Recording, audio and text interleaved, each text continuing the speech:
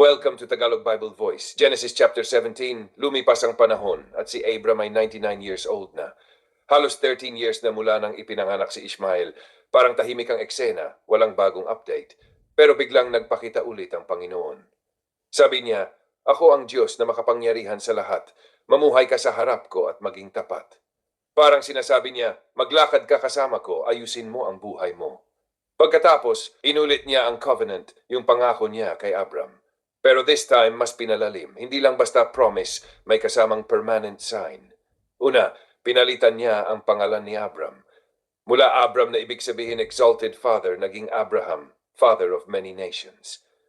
Imagine mo, wala pa siyang anak kay Sarah, pero binigyan na siya ng pangalan na parang fulfilled na ang promise. Parang tinatawag ka na kung sino ka magiging, hindi kung ano ka ngayon. Sinabi rin ng Diyos na gagawin siyang ama ng maraming bansa at may mga hari pang manggagaling sa kanya.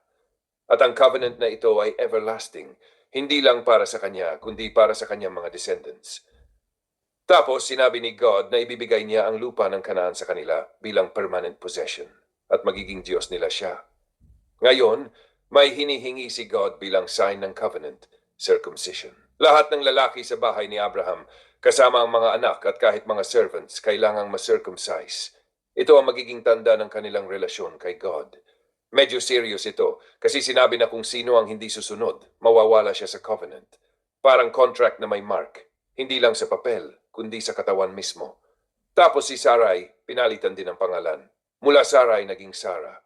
Pareho lang halos pakinggan, pero may deeper meaning, princess o mother of nations. At sinabi ni God na siya mismo ang magkakaroon ng anak. Dito natawa si Abraham. Hindi yung pagtawa na pang mock, kundi parang disbelief na may halong saya at gulat. Sabi niya sa sarili niya, magkakaanak pa ba ako sa edad na 100 at si Sarah na 90 na?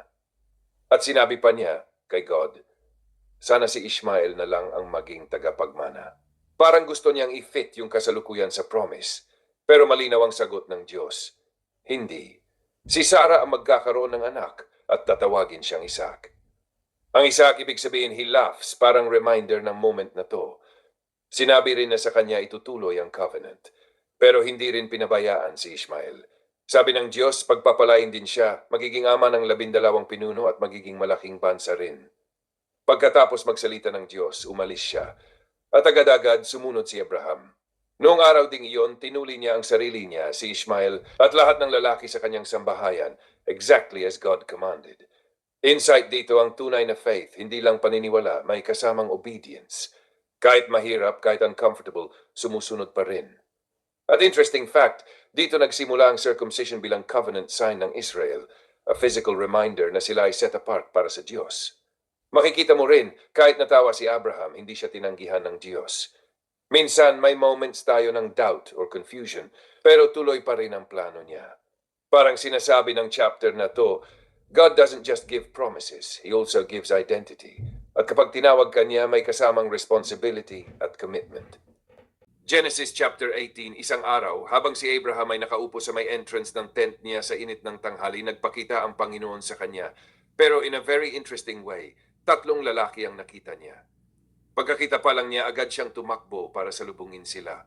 Nagbow siya at inanyayahan silang magpahinga. Parang special guests talaga. Sabi niya, magdala ako ng tubig para makapaghugas kayo, magpahinga kayo at kakain tayo. Ang ganda ng hospitality niya, walang delay, all out agad.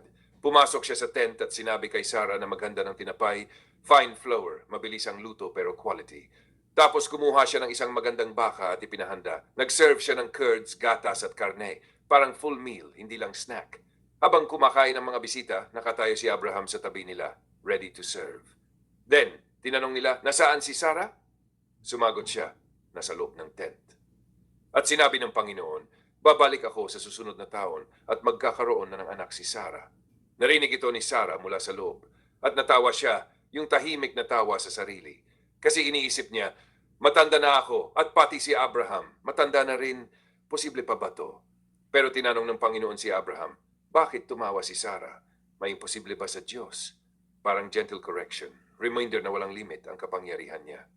Nang tanungin si Sarah, itinanggi niya na tumawa siya, natakot siya eh. Pero sinabi ng Panginoon, hindi tumawa ka. Ibig sabihin, kilala niya kahit yung mga nasa loob ng puso. Pagkatapos nito, tumayo ang mga lalaki at tumingin papunta sa Sodom. Sinamahan sila ni Abraham ng kaunti.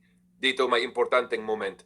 Parang nag-isip ang Panginoon kung sasabihin niya kay Abraham ang plano niya tungkol sa Sodom. Sinabi niya na malaki na ang kasalanan ng Sodom at Gomorrah, parang umabot na sa langit ang cry laban sa kanila. At bababa siya para tingnan kung gaano kalala. Habang ang dalawang kasama ay pumunta sa Sodom, si Abraham ay nanatiling nakatayo sa harap ng Panginoon. Dito nagsimula ang isang napaka-interesting na conversation. Parang nakipag-negotiate si Abraham, pero with respect. Sabi niya, paano kung may 50 righteous sa lungsod? Wawasakin mo pa rin ba? Parang iniisip niya, hindi ba dapat iligtas ang mabubuti kasama ng masasama? Sumagot ang Panginoon, kung may 50, hindi ko sisirain. Pero nagpatuloy si Abraham, 45, 40, 30, 20, hanggang 10. Parang dahan-dahan siyang bumababa, medyo kinakabahan pero patuloy pa rin.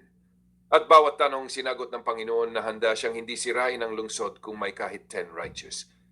Ang ganda nito, makikita mo ang puso ni Abraham. Concerned siya, lalo na dahil nandoon si Lot. At makikita mo rin ang justice at mercy ng Diyos. Hindi siya basta-basta magpaparusa ng walang dahilan. Sa dulo, natapos ang usapan at umalis ang Panginoon. Si Abraham naman bumalik sa kanyang lugar. Insight dito, napakalapit ng relationship ni Abraham sa Diyos, nakakausap niya siya ng ganito ka-personal. Parang kaibigan na may respeto. At interesting fact, ito ang isa sa mga unang halimbawa ng intercession, yung paghingi ng awa para sa iba. Parang ipinapakita na pwede tayong lumapit sa Diyos hindi lang para sa sarili natin, kundi para sa iba rin. At isa pang lesson, walang imposible sa Diyos.